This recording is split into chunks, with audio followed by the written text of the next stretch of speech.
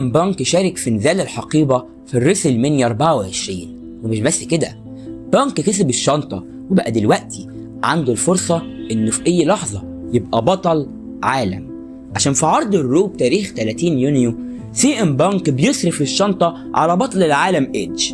ورسميا بانك بطل للعالم في لحظة تاريخية، لحظة احتاجت معاناة وتعب وخيانة ومخاطرة بكل حاجة عشان يحقق حلمه. لان دلوقتي بانك ما بقاش بس مصارع، بانك بقى بطل عالم. ومع ان بانك بطل عالم، لكنه عمره ما كان بيتعامل كواجهة للشركة او للرو حتى. بانك ما كانش بيتصدر عروض شهرية، بانك ما كانش بيبقى الطرف الاقوى في اي عداوة. وواحدة واحدة الزخم اللي عمله بانك على مدار السنين بدأ يقل.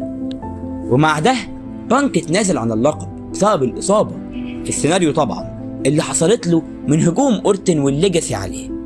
وواحدة واحدة الاسم والتاريخ اللي عمله بانك طول حياته بدأ يتلاشى.